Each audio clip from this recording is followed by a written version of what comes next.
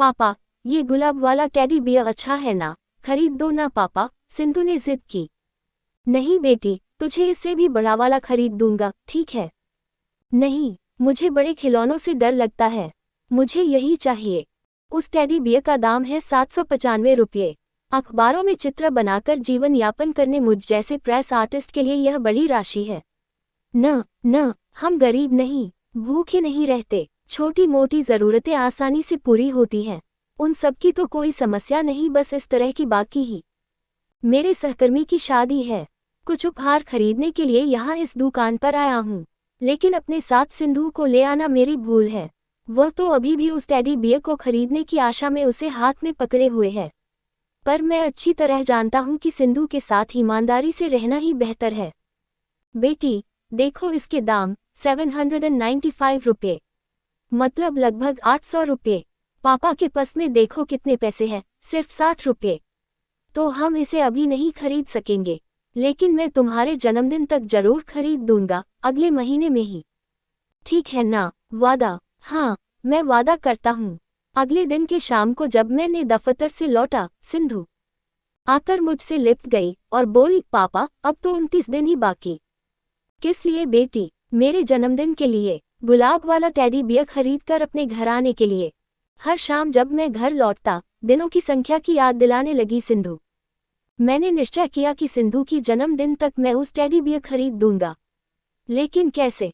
हर महीने मुझे कुछ न कुछ अतिरिक्त काम मिलता है, कोई स्पेशल एडिशन या कलर सप्लीमेंट या कम से कम कैलेंडर या पोस्टर के लिए आर्टवर्क मिल जाता है। जो अतिरिक्त आमदनी मिलती है, उससे हमारे परिवार में छोटी छोटी खुशियाँ, किसी के लिए नए कपड़े लेने, नहीं तो परिवार के साथ सिनेमा या पिकनिक जाने का खर्च निकलता है। अगर ऐसा कोई काम मिल जाए तो उस कमाई से मैं इस बार टेडी बियर खरीद दूंगा, लेकिन इस महीने ऐसा मौका दिखाई नहीं देता। सिंधु के जन्मदिन की सुबह मैं बहुत उदास मन से जागा।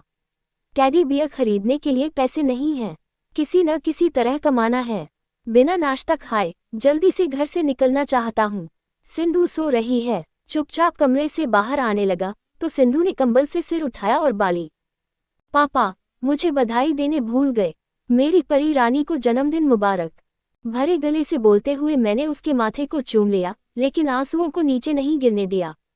कमरे से बाहर आते समय सिंधु ने मुझे एक बार फिर याद दिलाया, पापा आज आप टेडी बियर लाएंगे ना, मैं आपका इंतजार करूंगी। मैं चुपचाप से दफ्तर चल गया। शाम होने लगी। अचानक विचार आया कि घर लौटते समय उपसंपादक से मिलकर 800 रुपये उधार मांग लूं। महीने के अंत में वेतन में से काटने को कहूंगा, इस महीने के कुछ खर्च कम करने होंगे, परवाह नहीं। ये सोचकर मैं उपसंपादक के केबिन की ओर बढ़ गया। उन्हें अपनी विवशता बताई, लेकिन उन्होंने रुपये देने की बजाय एक प्रस्ताव रखा। देखो, तुम उधार मांग रहे हो, पर मैं तुम्हें अतिरिक्त कमाई का रास्ता बताता हूँ। तुम इन 3 कहानियों के चित्र बना डालो, 900 रुपये दूंगा, लेकिन चित्र तो आज रात को ही प्रेस में जाने हैं। मतलब तुम्हें अभी इसी वक्त यहीं बैठकर चित्र बनाने होंगे। तुम्हारे लिए ये कोई बड़ी बात नहीं, ज्यादा से ज्यादा 2 घंटे लगेंगे। तुम 8 बजे तक पैसे लेकर घर जाकर अपनी बेटी की जन्मदिन की पार्टी धूमधाम से मना सकते हो। सोच लो, मेरे पास दूसरा विकल्प नहीं है। सच पूछो तो मैं क्या कोई भी चित्रकार समय की सीमा में बंधकर अच्छे चित्र नहीं बना सकता। खैर मैं काम पर लग गया, समय को, सिंधु को, उसके जन्मदिन को और टेडी बियर को भूल गया। जब काम पूरा करके पैसे लेकर बाहर निकला तो घड़ी में 9 बजने वाले थे। भेंट खरीदने के लिए तेज कदमों से दुकान पहुंचा, लेकिन तब तक दुकान बंद हो चुकी थी। मैं निराश होकर घर लौट आया। बरामदे में आते ही मेरी पत्नी ने शिकायती स्वर में कहा, बेचारी, जब भी दरवाजे पर आहट होती थी, बाहर आकर आपके लिए देखती थी।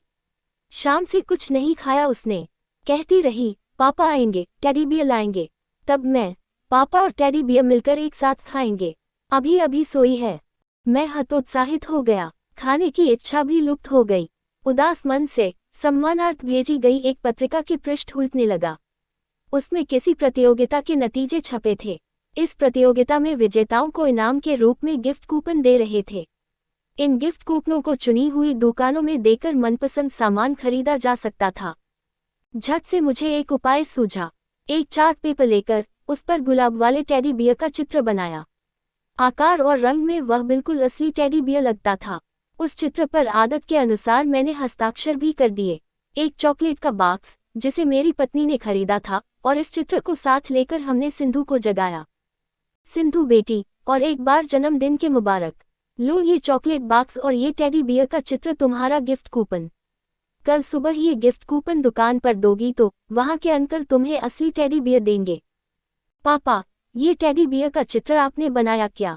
हाँ बेटी, मैं पहले से ही अपनी योजना पत्नी को बता चुका।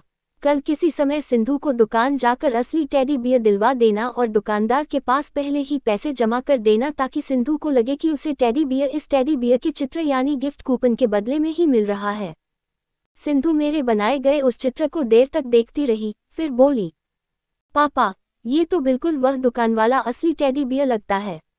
थैंक्स पापा, अपना वादा निभाने के लिए। अगले दिन दफ्तर से आने के बाद मैंने टेडी बियर के बारे में पत्नी से पूछा। सिंधु ने उसका नाम तक नहीं लिया। पता नहीं क्यों, पत्नी ने उत्तर दिया। मैं हैरान हो गया, सोचा कि मुझे खुद सिंधु को दुकान ले जाकर टेडी बियर दिलवा देना बेहतर रहेगा। मैंने सिंधु से पूछा, क्यों बेटी, आज हम दुकान जाकर असली टेडी बियर को घर ले आएं। सिंधु कुछ देर तक मुझे देखते हुए कुछ सोचती रही, फिर कुछ समय के बाद बोली, पापा, अब मैंने अपना इरादा बदल दिया है।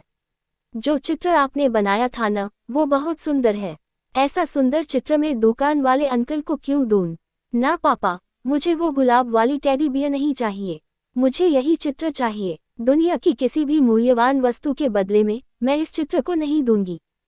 ये सुनकर मुझे इतनी खुशी हुई जो मेरे किसी चित्र को अंतर्राष्ट्रीय स्तर पर प्रथम पुरस्कार मिलने पर भी नहीं होती। अकस्मात मेरा मन हुआ कि इस दुनिया के सारे गुलाब वाले टेडी बियर खरीदकर अपनी नन्ही राजकुमारी के पैरों के पास रख दूं।